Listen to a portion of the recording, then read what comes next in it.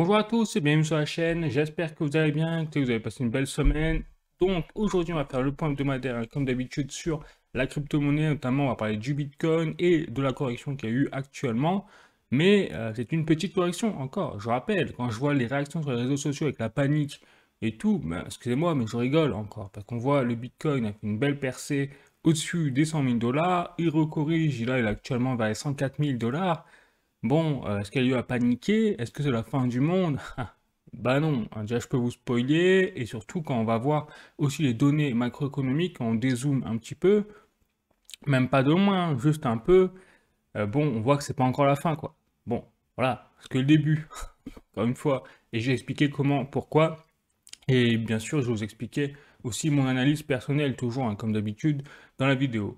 Bon, donc ça sera le Bitcoin, hein, on va l'aborder. J'ai parlé également du VeChain, j'ai parlé des projets, donc RWA, vous connaissez la chanson, comment ça se passe. Et je vais intégrer également un nouveau projet, c'est Aetia.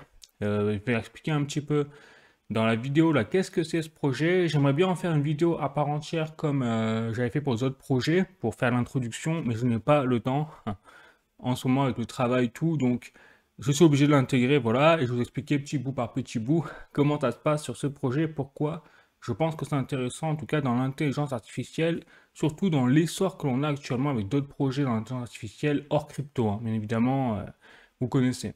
Bon, et ensuite, en fin de vidéo, on passera à l'actualité crypto plus générale, et bien sûr, l'actualité économique, où là, bah, c'est toujours le bordel, excusez mon expression, mais ouais, c'est le bordel en Europe, surtout. Donc au niveau mondial, on a compris, mais en Europe, on voit que ça se précise. Les données sont de moins en moins positives, en fait. Bon, si on regarde les choses en face, c'est sûr. Voilà, et ensuite, je passerai au cours de l'euro par rapport au dollar, le cours de l'or, enfin, vous connaissez également cette partie-là. Donc, si vous êtes chaud, bah écoutez, un petit café, un petit sandwich, et puis c'est parti.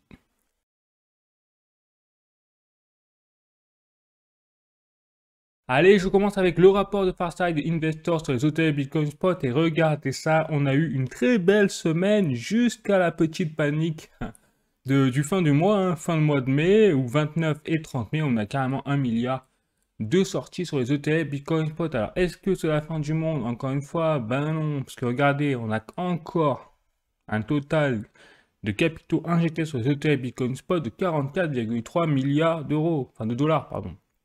Donc, bon, on est encore très proche. Alors, je crois que le record, ça a été proche de 45 milliards. Donc, c'est-à-dire quand on était au 28 mai, voire 46, ça va bien exploser. Mais là, bon, on est redescendu. Bon, il reste encore de la marge quand même. Donc, encore une fois, pas de panique. Voilà, même sur les ETF Bitcoin Spot, on voit bien qu'il y a une correction. Les chiffres parlent d'eux-mêmes également sur les ETF, mais c'est pas la fin du monde, hein, clairement. Et ce qui est étonnant, c'est là où on voit vraiment d'analyser les choses, c'est intéressant, parce que là, je passe sur le rapport de Farsight Investor sur les ETF Ethereum, cette fois spot, et regardez, qu'est-ce qui se passe, quoi? C'est quoi ce bordel? Là, il n'y a pas de rouge. Donc là, on est encore dans des capitaux positifs, et on a même atteint un nouveau record avec 3 milliards de dollars injectés sur les ETF Ethereum Spot. Donc en fait, on est en train d'assister quelque part, même au niveau des ETF, à une rotation de la liquidité des capitaux au sein du système crypto-monnaie. Et ça, c'est généralement très bon signe pour la suite des choses, puisque ça dit également bah, qui vend dans le Bitcoin pour investir dans l'Ethereum dit en fait le début d'une altcoin saison. Donc après, c'est encore trop tôt pour dire est-ce qu'on est dans la altcoin saison, mais c'est un bon indicateur qui fait, qui signifie qu'effectivement les choses sont plutôt positives là pour Ethereum et pour les altcoins en général, même si alors ça a douillé, hein, d'accord. Le Bitcoin a chuté, les altcoins ont encore plus chuté que le Bitcoin parce que c'est comme ça comme d'habitude. Mais en termes de capitaux entrant sur ETF Ethereum Spot, c'est assez intéressant ce qui se passe. Enfin, les institutionnels commencent à s'intéresser aussi à Ethereum. Bon, donc pas de panique, on le voit bien, clairement pas de panique. Les capitaux, les institutionnels continuent d'être très très présents dans le secteur crypto et ce n'est que le début. Voilà, pourquoi je dis ça? Parce que bah, vous savez, je vais vous passer maintenant des suites d'articles en pagaille, hein, dans tous les sens. Donc là, j'ai un article de journalducoin.com. Bitcoin, la firme norvégienne 4 en 3 lève 6,2 millions de dollars pour acheter du Bitcoin.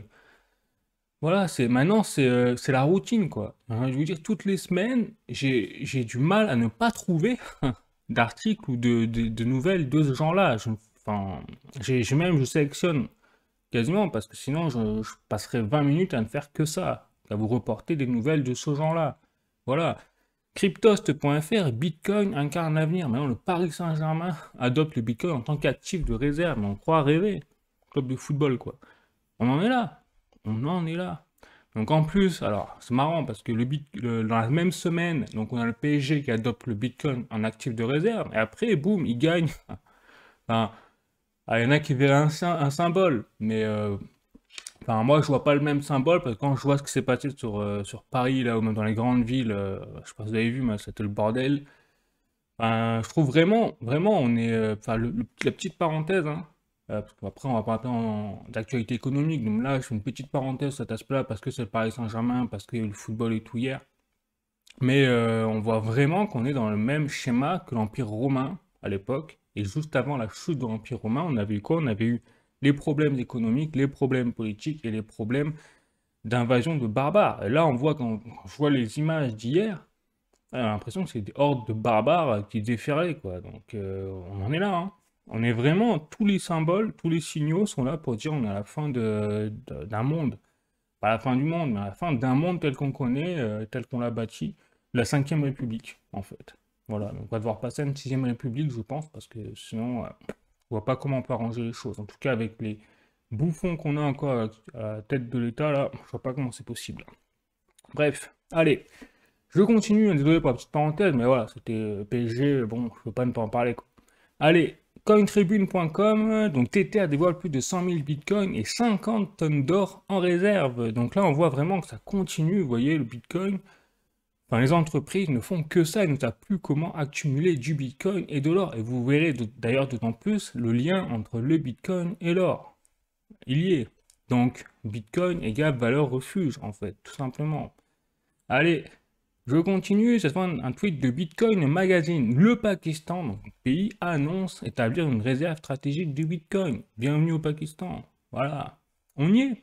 Donc on voit bien que c'est les États-Unis qui ont commencé avec leur réserve stratégique. Et une fois, ça fait un moment que je le dis quand même, c'est un faux mot, on est vraiment dans le faux mot. Avant c'était le faux mot donc particulier, on va dire dans les précédents cycles. Ensuite on a eu le faux mot institutionnel, on va dire peut-être en 2024. Et maintenant, on a même le faux mot gouvernemental, quoi. Truc de fou. Et le Pakistan a annoncé en plus d'autres mesures, c'est-à-dire que là, on parle de la réserve stratégique de Bitcoin pour le Pakistan, mais il y a également tout l'aspect des fermes de minage, où en fait, ils ont annoncé des gros investissements pour créer des fermes de minage et produire, en fait, quelque part, entre guillemets, du Bitcoin. Voilà, c'est-à-dire produire dans...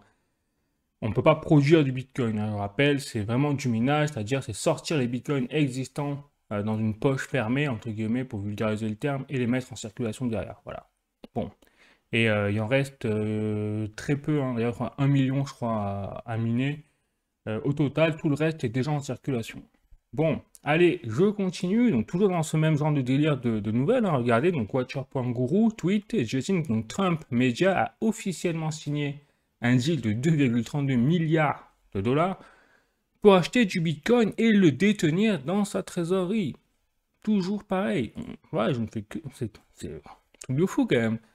Donc président, le vice-président des États-Unis, qu'est-ce qu'il dit? Donc là, il a annoncé, en fait, au calme, que le Bitcoin, c'est quelque chose qui est, en fait, sécurisé, plus sûr pour la fraude, et c'est un actif, en fait, qui permet de, justement, un actif de valeur. Voilà. Et ça lutte contre la fraude, en fait. Et ça, c'est lié à la blockchain. N'importe qui a étudié le Bitcoin, qui a étudié la blockchain, comprend instantanément qu'en fait, la blockchain permet justement de sécuriser les transactions et que c'est bien plus efficace contre le blanchiment d'argent et la fraude que le système bancaire qui, lui, est nébuleux quelque part, est flou, et c'est les banques font ce qu'elles veulent. Et même pas en rêve, vous arrivez à mettre la main sur des transactions d'il y a 20 ans quand c'est le système bancaire. Oui. Ou alors, il faut payer 50 balles ou 100 balles pour avoir les relevés bancaires, hein. Je ne sais pas si c'est déjà arrivé à personne d'entre vous. Mais il faut savoir que si vous voulez récupérer des transactions bancaires d'il y a 10 ans, il faut payer 50 €. Quelqu'un qui va aller chercher au sein de la banque et tout. Enfin bref. Voilà, à la blockchain, pas la peine. La blockchain, tout est... vous pouvez trouver la première transaction en Bitcoin en 2009, tout le monde y a accès encore sur la blockchain. Voilà. avec le montant de la transaction, l'heure, la seconde même exacte et tout. Bref, allez. Et je continue. Et maintenant, qu'est-ce qui me fait dire encore une fois que ce n'est que le début, que ce qu'on voit aujourd'hui au niveau des prix du Bitcoin, ce n'est que le début. C'est ça. C'est que là, vous voyez, regardez, j'ai un tweet de Hash Crypto. Donc, les réserves en fait de Bitcoin sur les plateformes exchange ont atteint encore un plus bas historique. Je peux pas vous dire mieux. Regardez, c'est un massacre quand même. On a atteint vraiment, on fait que, même en 2022, l'ère du bear market, vous voyez, ça ne fait que baisser. Alors, on pourrait se dire, si on doit repasser là en bear market, comme j'entends sur les réseaux sociaux, ça y est, c'est fini, rendez-vous dans 4 ans et tout. Non, regardez, on a fait que baisser en termes de supply de Bitcoin sur les plateformes exchange, comme Binance et compagnie. Donc, qu'est-ce que ça veut dire? Ça veut dire que les institutionnels, les particuliers, tous ceux qui détiennent du Bitcoin en majorité, alors pas tous, hein, en majorité, eh bien, retirent leur Bitcoin des plateformes exchange pour les sécuriser, donc avec un plan d'action pour les détenir sur le long terme. Voilà. Donc, pour résumer, encore une fois, là, la correction qu'on est en train de vivre aujourd'hui sur le Bitcoin, on passe de 112 000 $ à 104 000 $. Ah oui, c'est sûr. Voilà. Ça fait paniquer. Ça fait rigoler quand même. Donc, c'est rien. C'est rien, c'est juste une correction saine. D'ailleurs, on le voit hein, dans au niveau des prix, il y a une petite correction de rien du tout. Bon, ça corrige, c'est normal, et puis ça va sûrement repartir à la hausse. Voilà, moi, je suis prêt à parier avec les éléments que je vous ai montrés ici. Et comme ça continue encore toutes les semaines, c'est comme ça. Vous avez compris, la semaine dernière, vous regardez la vidéo que j'ai faite la semaine dernière, c'est pareil. Vous avez plein d'articles, et encore, je ne les ai pas tous mis, je ne peux pas tous les mettre, où vous avez une entreprise, des institutions, même des gouvernements qui annoncent qu'ils vont ou qu'ils ont déjà acheté du Bitcoin. Je vous rappelle que là, par exemple, il y a un article que je n'ai pas mis, c'est le Salvador. Le Salvador continue tous les jours, toutes les semaines d'acheter du Bitcoin, d'accumuler. Voilà. Donc, bon, je ne peux pas vous dire mieux. Hein. Pour la suite des choses, moi, je suis ultra confiant, ultra bullish. Pour la suite des choses, après, c'est mon analyse personnelle. Voilà, je ne peux pas m'engager à votre place. C'est pas mon rôle. Je vous dis moi ce que je pense à travers les éléments que j'ai et que je vous ai présentés. Après, vous en faites ce que vous voulez et c'est à vous de prendre vos responsabilités aussi. Trop facile sinon. Bon, allez, je continue. Cette fois, je vais passer à VeChain. Donc là, VeChain, les projets, regardez.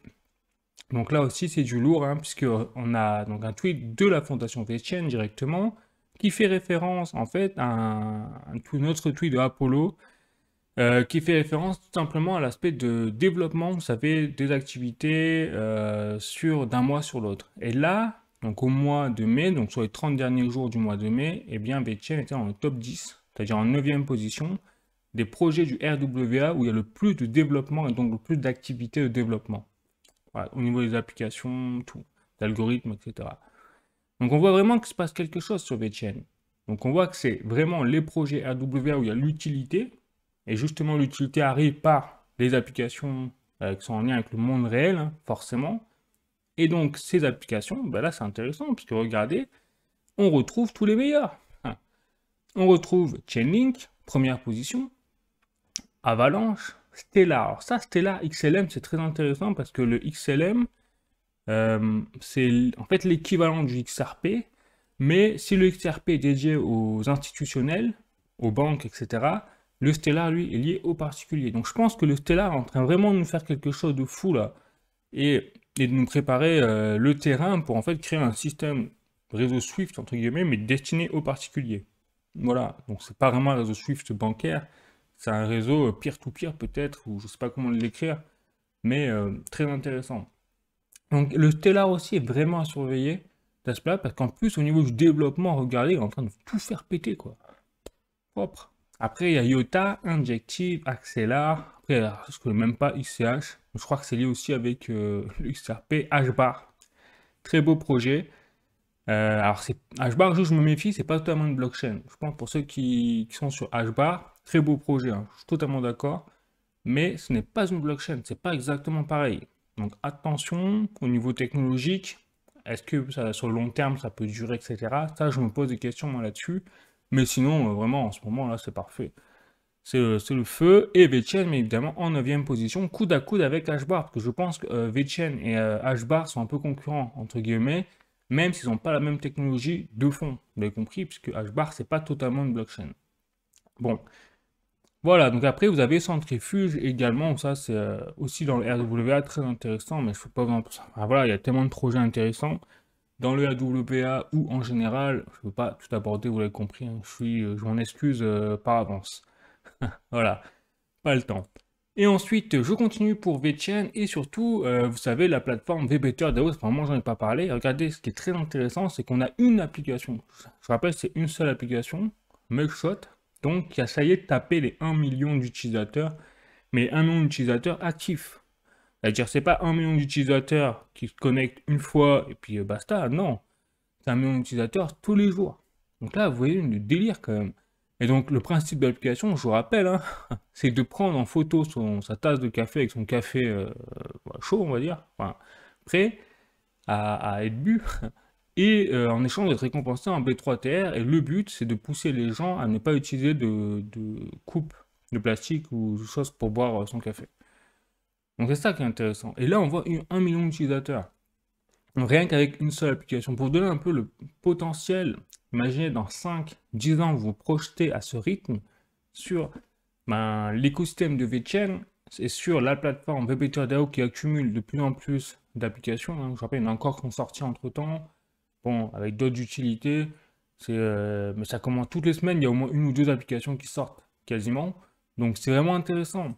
Donc on voit vraiment que VChain est sur quelque chose où ils sont en train de mêler, on le voit, la preuve elle est ici, l'utilité avec le RWA au monde réel, vous faites une action de la vie de tous les jours et en fait cette action est tokenisée. Donc là on est pile poil dans le RWA et également dans la définition du Internet of Things, c'est-à-dire vous mêlez l'Internet, bon, du coup là le Web 3.0, avec la vie de tous les jours, le réel, le quotidien, etc.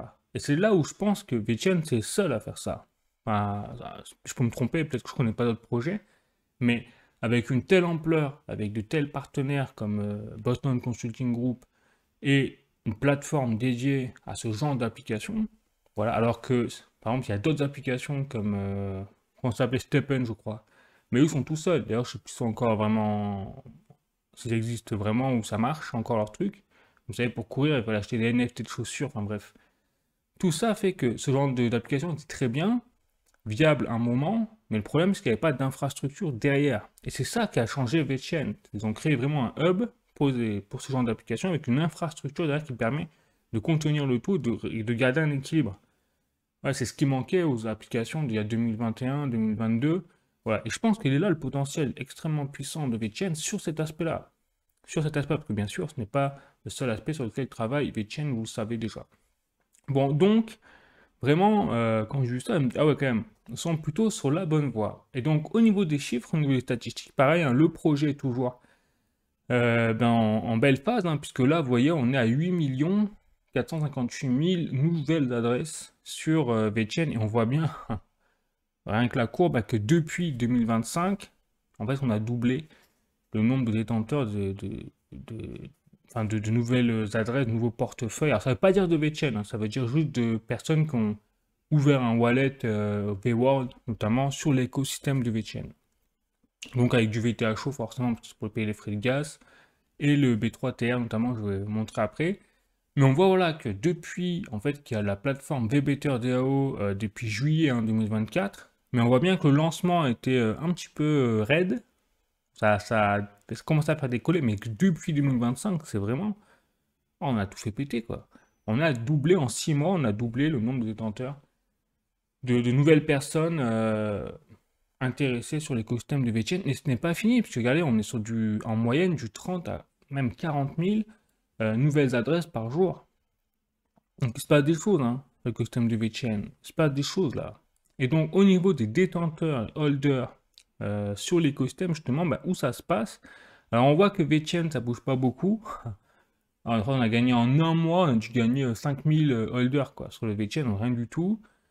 Et tout se passe en fait sur le VTHO, où là on a gagné peut-être 50 ou 70 000 nouveaux holders, et surtout enfin le B3TR, où là c'est carrément un coût de 100 000 par semaine quoi. On voit bien, on était à 1 million je crois il y a 3 semaines.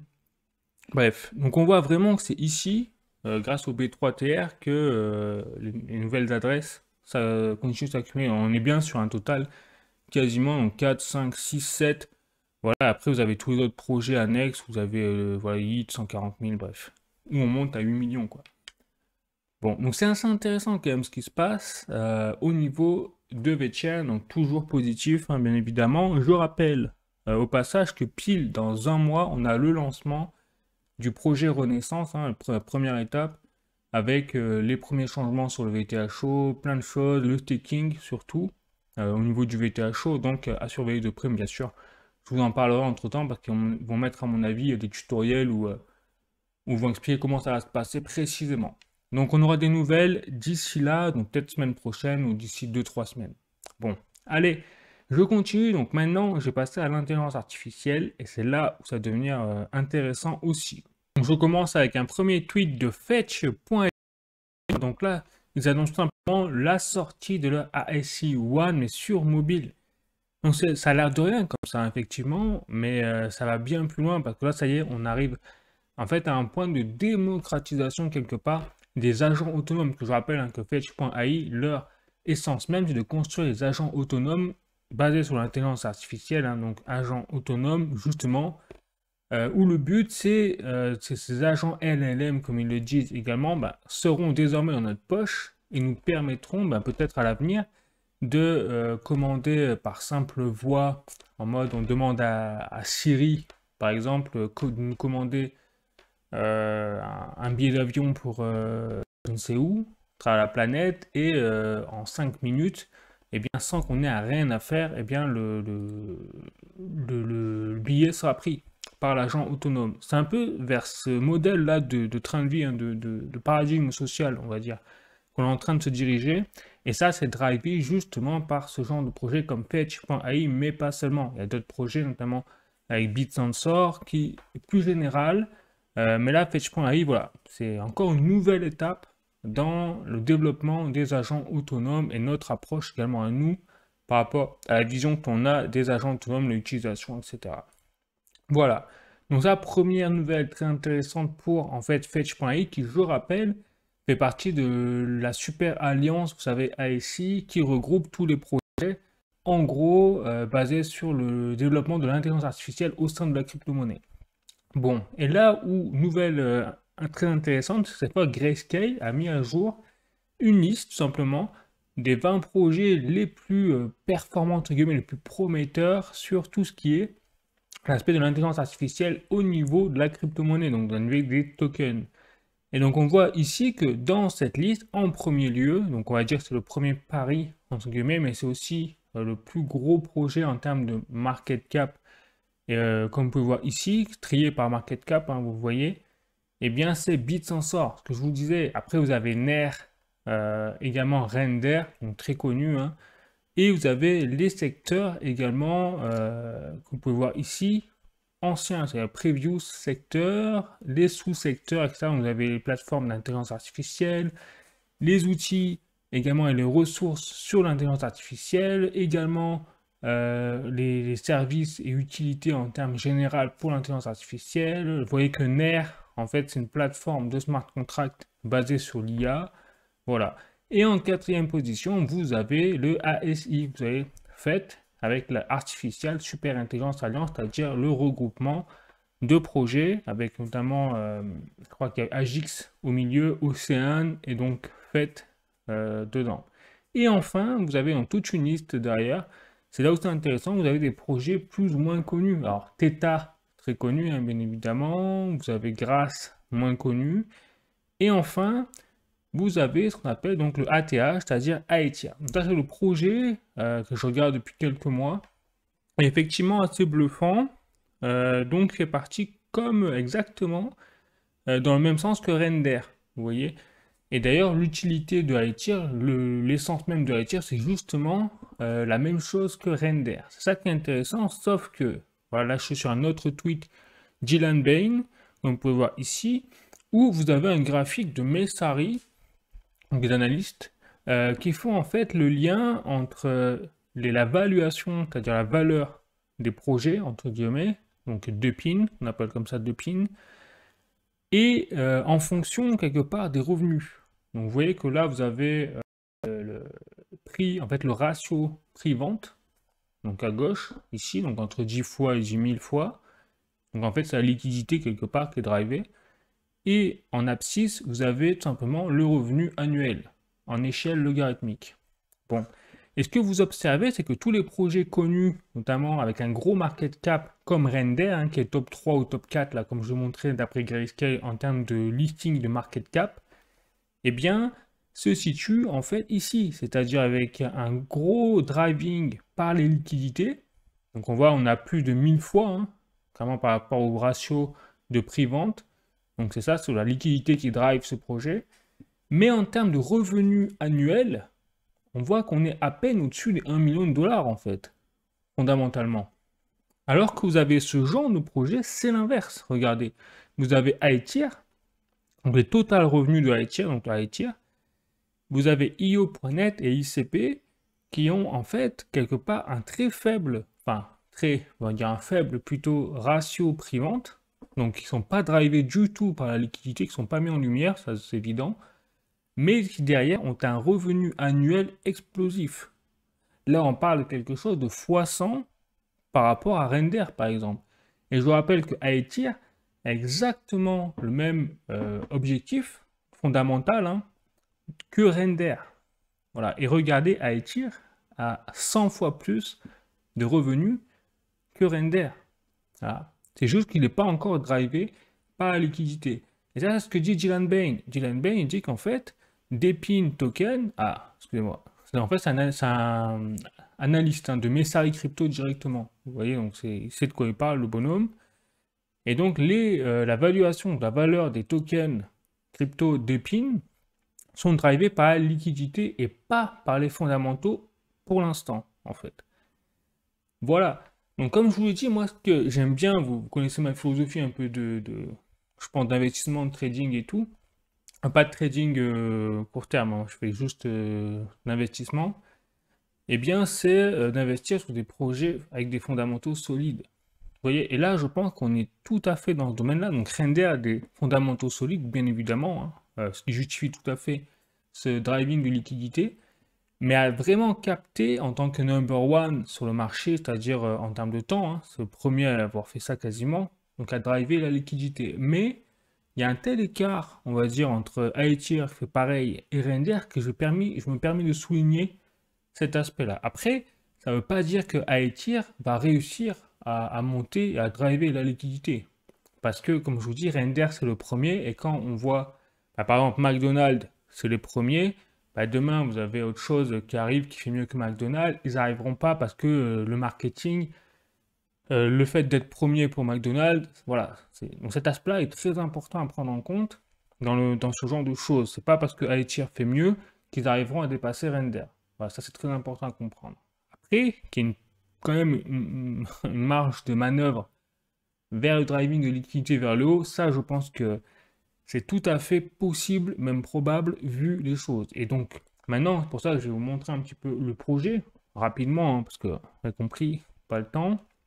Donc là, voilà, là, sur le site de iTier, je vous mettrai le lien en commentaire de la vidéo, comme ça, pour y aller par vous-même et juger, très important, par vous-même. Donc là, vous voyez, on a 141 millions de dollars de revenus annuels. C'est un truc de fou, quand même. Comparé à Render, qui a 1,3 ou 1,4, donc on est à, quand même, on a 100 fois plus de valeur de revenus au niveau annuel. On ne parle pas de quelque chose, d'une bagatelle. Voilà. Et ils sont présents partout dans le monde. Et vous avez vraiment des nodes, vous voyez, très précis. Donc Singapour, vous voyez, Russie, ils sont vraiment partout, très détaillés. Ils ont également un système de staking sur le ATH. Et donc ça veut dire que là, vous voyez, ils distribuent quelque part de la puissance de calcul pour les jeux vidéo, les ordinateurs, les applications d'intelligence artificielle, tout. C'est là où c'est intéressant, c'est qu'aujourd'hui, on est vraiment dans une guerre au niveau de l'intelligence artificielle entre les projets, même au niveau de Nvidia, notamment Nvidia number one, bientôt en bourse. Eh bien, le sujet, c'est vraiment la puissance de calcul. Et je pense que l'intelligence artificielle, si on veut vraiment assurer son développement correctement, il faudra la technologie nécessaire derrière pour assurer la bonne puissance de calcul. Et ça, c'est ce genre de projets comme iTier qui seront indispensables, notamment. Voilà. Donc là, vous avez quelque chose quand même, je pense, d'intéressant. Après, d'en faire ce que vous voulez, hein, ça, je peux me tromper, hein, je ne dis pas que ça va marcher à l'avenir. Alors, c'est déjà en train de marcher. Fondamentalement, c'est déjà en train de marcher. Après, en termes d'investissement, est-ce que ça va marcher, ça va monter vers le haut, le token, ATH et tout, je ne sais pas. C'est un pari, encore une fois, et c'est à vous de faire les calculs pour voir si c'est risqué ou non là-dessus. Voilà, moi je vous transmets juste des informations, et surtout, le fait intéressant, quand on dézoome, c'est que ce genre de projet prend de plus en plus d'ampleur, aussi parce qu'il y a de plus en plus de demandes et de besoins sur le reste. Donc on voit que l'intelligence artificielle est vraiment en train d'exploser. Et d'ailleurs, on le voit avec Nvidia, hein, il suffit de voir la courbe Nvidia au niveau boursier, ça fait péter tous les compteurs, quoi. Voilà où on en est un petit peu au niveau de l'IA, dans le sens général du terme. Bon, allez, maintenant je continue avec le RWA, notamment, comme d'habitude, hein, avec notamment Ondo Finance. Je passe un petit tweet. Et après, je passerai sur le RWA en général, parce qu'il y a des choses intéressantes à dire. Notamment donc avec un premier tweet de Ondo Finance, donc avec Hong Kong qui passe sa propre loi sur les stablecoins et les banques américaines. On est en train de justement parler pour un consortium sur le stablecoin. Donc en fait, on a aujourd'hui, ça y est, la Chine qui est en train de prendre de l'avance par rapport aux États-Unis sur tout ce qui est la régulation sur les stablecoins. C'est assez phénoménal en sachant que Tether, hein, vous savez, avec le USDT, et justement le stablecoin indexé sur le dollar. Donc vous avez en fait la majorité aujourd'hui, 90% du marché des stablecoins sont dans les mains en fait des Américains avec le dollar, les stablecoins indexés au dollar. Mais au niveau de la régulation, au final, c'est les Chinois avec Hong Kong, hein, on va dire, c'est pas totalement la Chine, mais bon quand même, qui a passé en fait sa première régulation sur les stablecoins. Donc ça veut aussi dire quoi? Ça veut dire peut-être qu'à l'avenir, bientôt, on aura des stablecoins indexés sur le yuan. Donc on voit bien que là, on est vraiment sur un enjeu économique majeur et monétaire majeur avec l'arrivée des stablecoins. Tout le monde et tous les acteurs ont compris qu'il y a quelque chose à faire là-dessus. Et qu'en fait, on se rend compte que les stablecoins, avec derrière là, backup par la technologie blockchain, bah, c'est quelque chose d'extrêmement puissant, simplement parce qu'on voit les faiblesses, par exemple, des monnaies fiat, on est obligé de se rendre à l'évidence aujourd'hui que le système actuel est vraiment en défaillance et va couler. L'euro, le dollar traditionnel, toutes ces monnaies-là, on voit l'inflation qu'on a aujourd'hui, c'est lié à la faiblesse en fait des monnaies traditionnelles. Et je ne parle même pas de l'aspect qu'est-ce qu'ils font avec l'argent, la corruption, enfin, si on savait tout, je pense qu'on pèterait un câble. Bon, donc ça y est, donc on voit bien que là, les stablecoins, il y a vraiment un aspect dans le RWA très puissant sur les stablecoins et les acteurs, les banques, les institutionnels, les gouvernements l'ont compris.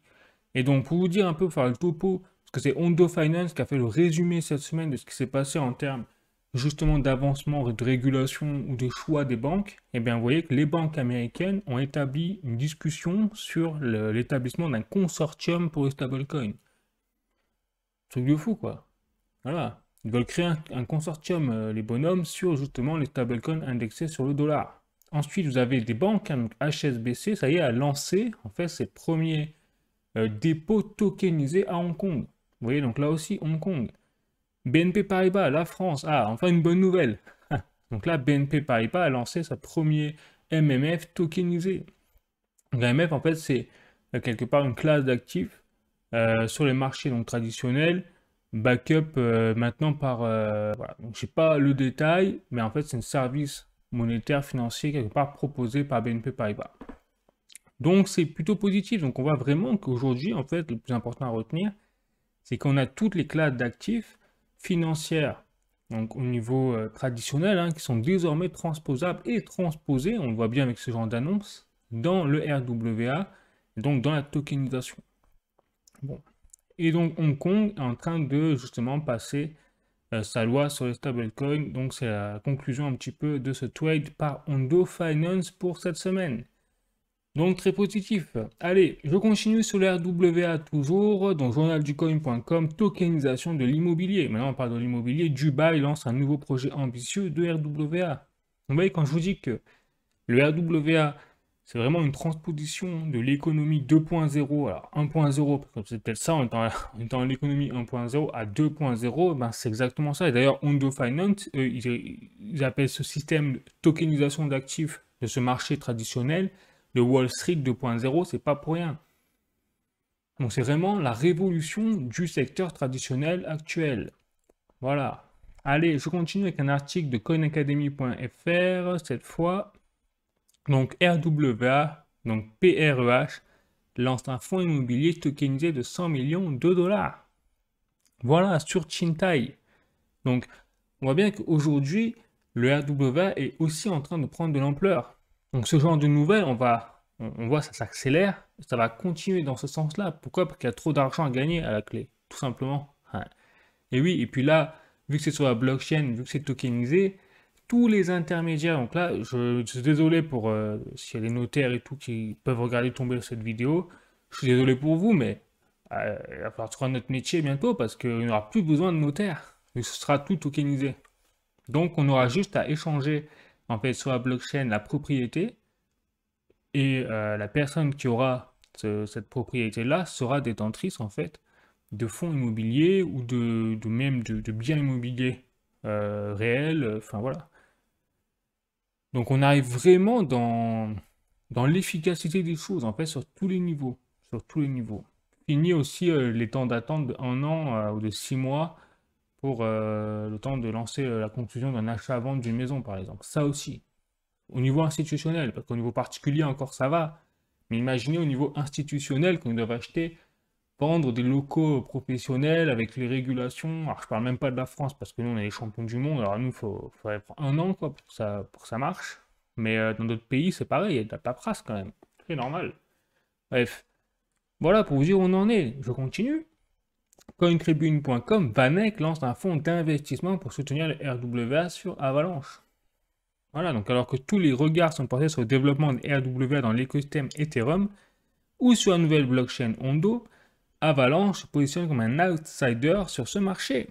Donc la société de gestion d'investissement Vanek, qui, je rappelle, je crois n'a pas fait d'ETF Bitcoin Pot, essaye peut-être de se rattraper sur le secteur du RWA. Donc c'est quand même assez étonnant de la part de Vanek comme stratégie de ne pas croire au Bitcoin et de miser sur quand même un fonds d'investissement sur le RWA. Donc pour vous dire que même les sociétés d'investissement qui n'ont même pas lancé d'ETF sur le Bitcoin parce qu'elles ne croient pas au Bitcoin, se lancent quand même dans le RWA. Ouais, pour vous dire la puissance du RWA, c'est ça que ça veut dire, en fait. Voilà. Bon, allez, je continue sur une nouvelle. Alors là, c'est pas le RWA, mais un peu quand même. Parce que là, dans un article de cointribune.com, Ledger frappe fort avec une carte crypto inédite aux États-Unis. Alors ça, c'est hyper intéressant. Mieux, on s'en fout sur les États-Unis, on est d'accord. Mais c'est juste un petit rappel comme quoi cette carte existe déjà pour l'Europe. C'est hyper intéressant parce que je rappelle qu'avec la clé Ledger, déjà c'est une sécurité, vous sortez vos cryptos de la banque, mais surtout vous êtes les seuls détenteurs, vous êtes les seuls à avoir accès à cette clé. Et en plus, si par-dessus, vous avez la possibilité, grâce à une carte bancaire, de payer directement à droite à gauche avec vos cryptos sur la clé, ben en fait, vous êtes vraiment votre propre banque. Et donc là, vous avez l'outil parfait pour avoir votre propre système financier traditionnel, débancarisé et décentralisé surtout. Voilà, donc n'hésitez pas à prendre, à regarder, à vous en renseigner et à prendre cette carte crypto Ledger, c'est vraiment très intéressant. Voilà, je vous passe l'info. Ensuite, un article de cryptost.fr, un dernier article sur la crypto-monnaie, après je passerai aux actualités économiques plus générales. BlackRock veut acquérir 10% des parts de Circle, l'émetteur de deuxième stablecoin le plus capitalisé du marché crypto. Voilà. Donc BlackRock est en train d'amasser tous les bitcoins, maintenant il s'intéresse au marché des stablecoins. Et c'est vrai que ça, c'est la grande spécialité de BlackRock, c'est qu'ils n'achètent pas réellement les sociétés, ils achètent que des bouts d'actions, donc à hauteur de 5 à 10% des parts. Ils ont fait pareil pour Stratégie d'ailleurs, qui achète vraiment des bitcoins. Ils ont toutes les grosses sociétés du CAC 40, ils possèdent entre 5 et 10% pareil des actions. Donc BlackRock, on voit vraiment que quand je vous dis qu'aujourd'hui le monde n'est pas gouverné par les politiques mais par les financiers, les institutionnels, eh ben, on a l'exemple typique à travers ce genre d'informations. C'est-à-dire qu'ils acquérissent des parts d'actionnariat. Alors 5-10% encore, ça reste pas beaucoup, on est d'accord, mais ça reste suffisant pour avoir quelque part des informations internes. Voilà, pour avoir des informations avant tout le monde sur la société, puisqu'ils ont actionnaires. Bon, et pas un peu, ils en ont quand même 5 à 10%, c'est pas rien. Voilà, Et donc avec tout ce réseau de toiles d'information derrière, eh ben, aujourd'hui le nerf de la guerre, c'est plus l'argent comme avant. Maintenant, c'est l'information. On est vraiment à l'ère aujourd'hui de l'information. C'est comme ça que tous ces gens de fonds d'investissement, de grosses sociétés financières gouvernent le monde, quoi. Et tirent leur toile d'araignée derrière. Et prennent leurs décisions. Et influencent. Et ainsi de suite. Bon. Et donc, ça y est, maintenant, ils s'intéressent au stablecoin. Donc, on voit vraiment que, je pense, dans l'avenir de la crypto-monnaie, donc en éco début, hein, on l'a compris, les institutionnels, ça y est, là, ils sont sur la course, hein. Ils savent plus comment accélérer, ils savent plus comment mettre de l'essence ultra carbonisée là, pour accélérer, pour gagner la course, justement, à qui va choper le plus de Bitcoin, qui va choper le plus de parts de marché de stablecoin, et qui va choper le plus d'avantages, peut-être sur le RWA, enfin plein de choses. On en est là. Donc, vous voyez, ce n'est que le début, donc voilà, la technologie va continuer de grossir. L'adoption ne fait que commencer également, donc on est vraiment très positif, hein. En conclusion, moi, mon avis personnel, aujourd'hui, mon analyse personnelle, c'est que, je peux pas vous dire mieux, c'est ultra positif pour la crypto-monnaie. Et voilà, après, quand vous avez une petite correction de 5-10% sur le Bitcoin ou autre, c'est pour ça que c'est très important de dézoomer, de se dire où on en est aujourd'hui au niveau macroéconomique. Parce que voilà, tout est dans le vert, quoi. Bon. Allez, je continue. Par contre, là, si vous continuez là, je ne peux pas vous jeter des belles nouvelles, hein. C'est comme d'hab, hein, c'est l'Europe, la France. Donc c'est parti, je continue avec les actualités économiques. Donc là, les échos, droits de douane, l'Europe proche de la récession si Trump met à l'exécution ses menaces. Effectivement, hein, Trump, ça y est, il impose les tarifs douaniers à partir de juillet, parce qu'au début c'était juin, puis finalement il a eu Van der Leyen au téléphone ou quelqu'un, et finalement il a dit bon allez, j'attends un mois. Donc je pense qu'il est en train de négocier et qu'il a déjà obtenu des choses, hein, pour qu'il recule d'un mois, c'est qu'il a déjà obtenu des choses. Mais ça va craindre, en tous les cas, s'il impose ses tarifs douaniers en juillet de 50% sur les produits européens, bah forcément on va en chier, parce que déjà qu'on en chie, bah ça va pas aider quoi, c'est sûr, hein, tout simplement. Pas de sorcier pour comprendre que ça va pénaliser encore plus nos entreprises qui sont déjà un peu larguées de tout niveau. Donc ensuite, un article de la tribune.fr, dette française, l'agence de notation S&P Global laisse son opinion inchangée. Je ne sais pas par quelle magie. Faut le faire quand même. C'est-à-dire que la notation américaine a dégradé la note donc de la dette américaine. Donc la semaine dernière ou il y a 2 semaines. Et par contre, nous, la France, alors qu'on n'a rien, qu'en plus on a des troubles sociaux maintenant, on le voit rien qu'avec hier le PSG, là, on a vu c'est le bordel. Bon, voilà, et nous par contre, on nous laisse notre notation, voilà. C'est bien, hein. On voit vraiment qu'il y a eu des échanges étroits, on va dire, en coulisses, peut-être, mais c'est assez étonnant de voir comment c'est noté comme ça. Bon, pourquoi pas? Pourquoi pas, ou en fait, je serais curieux de savoir quelle garantie ils ont eu l'agence de la part du gouvernement français pour ne pas baisser, malgré tout l'indicateur qui commence à virer dans le rouge cramoisi, hein, faut dire, pour ne pas baisser la note de la France. Alors je sais pas combien de temps ça va durer, hein, mais ça ne durera pas éternellement, hein. Je ne vais pas vous envoyer le spoiler. Un jour ou l'autre, cette note va dégrader et on continuera à sombrer tant qu'on a en fait les mêmes acteurs politiques qu'on a il y a 5, 10 ou même 15, 20, 30 ans, on voit toujours le même visage, hein, qui ressortent. Bah, on peut pas, que disait Einstein, hein, on peut pas trouver la solution avec les gens qui ont causé le problème. Voilà, donc pour trouver la solution, il faut changer et il faut virer les personnes déjà en premier temps qui ont causé le problème. Je crois que ça, on n'est pas encore, on n'est vraiment pas encore là. Donc c'est pour ça que tant qu'on n'est pas encore là, ça va pas s'arranger, quoi. C'est tout, hein. Pas besoin de faire plus d'analyse là-dessus, quoi. Allez, le Figaro, adopter l'euro reviendrait à embarquer sur le Titanic. Je pense que c'était très très bien. Voilà, les Bulgares ont tout compris. Eux, ils ont tout compris. Ils veulent pas de l'Europe. Alors avant, c'est ça qui est fou, c'est qu'il y a 20 ans, l'euro, l'Europe, tout le monde voulait y rentrer. Ça faisait rêver. Et aujourd'hui, c'est voilà, c'est Titanic, quoi. Tout. Enfin, les gens un peu cohérents qui ont compris ne veulent pas y rentrer dans l'euro. Même nous, on va en sortir. Voilà, donc les Britanniques, ils ont compris, ils sont sortis à temps. Bon, donc on en est là. Vous voyez, comme quoi, Donc l'Europe est en train de sombrer, et, tout le monde est en train de le voir, quoi. Et que nous, peut-être en France, on dit que tout va bien dans le meilleur des mondes, quoi. Maintenant, je passe avec un article de Le Monde. Donc, Philippe Agent, économiste, l'Europe ne peut se permettre de rater le train des nouvelles révolutions technologiques. Mais le problème, c'est qu'on a déjà raté le train. Voilà, donc ça, c'est pas nouveau, c'était il y a 20-30 ans. Hein. Ouais, donc, publié le 30 mai 2025 à 8 heures.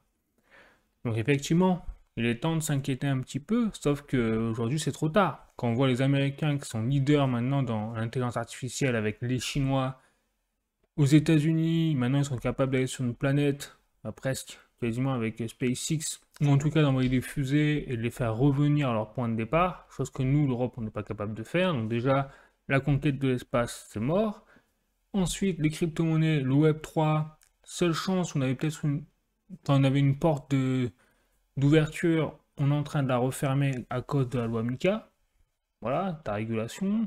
Pareil pour l'intelligence artificielle. Et en Chine, eux, là-bas, ils sont en train de construire des robots ou même des drones qui apportent les colis, sans parler des drones taxis. Voilà. Pareil aux États-Unis, c'est Elon Musk qui a sorti un modèle prototype de taxi automatisé Tesla également. Voilà. Nous, on en est à mettre le feu aux Champs-Élysées dès qu'il y a un match, quoi. Voilà. Dans un peu le décalage, je pense. Donc, à ce rythme-là, dans 10 ans, on sera le tiers-monde et la richesse sera concentrée vraiment à l'Orient et en Occident, mais Occident extrême, quoi. Plus au milieu, plus l'Europe. Ça, c'est clair. Voilà, donc effectivement, il serait temps de s'inquiéter un peu, surtout que là, vous voyez, sur l'Institut de recherche économique et fiscale, donc rapport du 30 mai 2025, hein, les radiations d'entreprises explosent. Il y a les chiffres. Selon le baromètre du Conseil national des greffiers des tribunaux de commerce, donc ça ne sort pas du chapeau de nulle part, hein, réalisé par Xerfi, environ 168 400 entreprises ont été radiées du registre du commerce et des sociétés au premier trimestre 2025, soit une hausse de près de 119% par rapport à la période de 2024. Sauf que là, on n'a pas de Covid. La guerre, elle a été lancée en 2022, donc on ne peut pas dire que c'est la guerre. En Russie-Ukraine, hein, au cas où, on pourrait dire que c'est à cause des Russes, mais là, quand même, les Russes, ils ont bon dos, quoi. Le Covid, ça fait 5 ans hein, qu'on l'a vu, avec les confinements et tout, donc c'est pas le Covid. Donc c'est autre chose. Voilà, c'est autre chose. Et c'est autre chose, c'est tout simplement la politique et les décisions économiques qu'ont pris nos dirigeants depuis 30 ans, quoi. Voilà.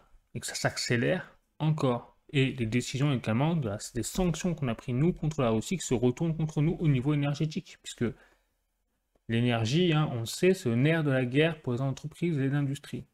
Et c'est ce qu'on a saboté. Donc forcément, aujourd'hui, on en paye le prix. Et donc, maintenant, pour ça, je passe à Boursorama avec le cours de l'euro par rapport au dollar. Et regardez, eh bien, nous sommes toujours à un gros niveau. Donc ça, c'est bien. Heureusement, en fait, que Trump a ces systèmes de tarifs douaniers. Il déstabilise tout simplement la vision du monde du dollar par rapport aux autres monnaies fiat. Donc l'euro pour l'instant reste fort, mais vous avez compris qu'avec les éléments que je vous ai dit, ça ne peut être que temporaire. Entre les fermetures des entreprises qui s'accélèrent, notamment en France, mais c'est partout en Europe, entre forcément, on a vu la faiblesse du contexte économique européen et la faiblesse de tout ce qui est le virage technologique qu'on a raté, il ne faut pas s'attendre à ce que l'euro soit toujours attractif. C'est évident. Voilà, surtout qu'on a donné un gros panneau, surtout ne venez pas investir en Europe, depuis qu'on a gelé une partie des avoirs russes. Ça aussi, il ne faut pas le négliger, il ne faut pas l'oublier. Mais il faut savoir que la proportion de détention de la puissance d'euros dans les réserves des banques centrales a chuté en 2025. Voilà, et depuis la guerre Russie-Ukraine, ça continue en fait de chuter. Forcément, puisqu'on a été capable de voler en fait des avoirs de réserve de notre pays. Donc, plus personne n'a envie d'investir ou de mettre ses billes dans l'euro, sous peine de se voir un jour confisquer son argent pour X ou Y raison. Donc on est vraiment des génies, quoi. On est des génies, on fait tout pour vraiment couler les choses. Ça s'appelle l'idéologie de gauche. Voilà, l'idéologie gauchiste, qui est vraiment néfaste à 100%. Hein. Maintenant, il faut ouvrir les yeux, quoi. C'est-à-dire, ça fait N'hésitez pas à lire le livre noir de la gauche française de Xavier Moreau, vraiment, c'est édifiant. Ça permet de vraiment comprendre en plus la mentalité des gauchistes. Presque une. Je suis désolé de dire comme ça, mais il y a un niveau. On peut être gauche, droite, milieu. Personnellement, je suis plus aucun parti, j'ai perdu confiance en tous les partis. Mais en fait, le gauchisme, c'est vraiment, je pense, une maladie mentale aujourd'hui. Alors, je suis méchant, mais bon, quand on voit ce qui se passe, pas des questions, quoi. Avec le wokisme, plein de choses. Bref. Bon, allez, je continue, donc, notamment avec le CAC 40. Regardez, le S&P 500. Donc, on voit que là, ces derniers temps, tac, on voit, hop, le S&P 500 a pris plus 2,2%. Le CAC 40, lui, repart à la baisse. Sur un mois, c'est pareil. Donc, on voit que là, le S&P 500, en fait, reprend plus de couleurs que le CAC 40. Sur un mois et sur 6 mois, on est dans une configuration, c'est le CAC 40, lui, qui a fait plus 7,12. Donc on voit bien on avait retracé les pertes liées aux annonces de tarifs douaniers de Trump. On avait récupéré un peu tout, et puis là, ça repart en vrille, surtout pour le CAC 40 ces derniers temps. Tout simplement parce que maintenant, on a les tarifs douaniers qui sont ciblés sur l'Europe à hauteur de 50%. Donc forcément, les tarifs douaniers ont impacté le CAC 40 précédemment, qui est concerné directement par ces tarifs douaniers de Trump, contrairement au S&P 500 qui lui ne sera pas concerné. Donc je pense que là on a vraiment un événement local qui a lieu. Donc si on a vraiment les 50% qui s'appliquent à partir de juillet sur le droit de douane en fait européen, le CAC 40, il y a des possibilités qui continuent de chuter. Voilà. Et enfin, le cours de l'or par rapport à l'euro, lui, a baissé cette semaine. Donc vous voyez que là, on a 93 170 euros le kilo. Bon, mais ça reste toujours des niveaux quand même extrêmement élevés, hein, qu'on voit même sur le mois. On n'a pas non plus perdu énormément. Donc je crois que le record absolu de l'or, ça a été 97 000 euros le kilogramme 24 carats, donc 100% d'or, hein, ça veut dire. Et là, on est redescendu à 93,28 euros le gramme, et à 93 180 euros le kilogramme 24 carats. Voilà. Bon, bah écoutez, ce sera tout pour cette vidéo aujourd'hui. J'espère que vous avez appris des choses, ça vous a plu. N'hésitez pas à mettre un like si vous avez aimé la vidéo. Pour soutenir la chaîne, n'hésitez pas à vous abonner également, parce que plus on est de fous, plus on rigole, hein, entre guillemets. Et puis sinon, bah écoutez, je vous remercie aussi au passage, hein, pour tous vos commentaires, les likes, les soutiens, même en message, DM et tout, c'est vraiment super. Ça pousse à continuer. Bon, quoi qu'il arrive, les week-ends quand je peux, je le fais avec grand plaisir. Ça permet également moi-même de mettre à jour. Donc voilà, sinon je vous souhaite vraiment le mieux, de tenir bon, hein, dans ce monde de fous, et de prendre soin de vous et de votre famille. Allez, la bise, ciao, à la semaine prochaine.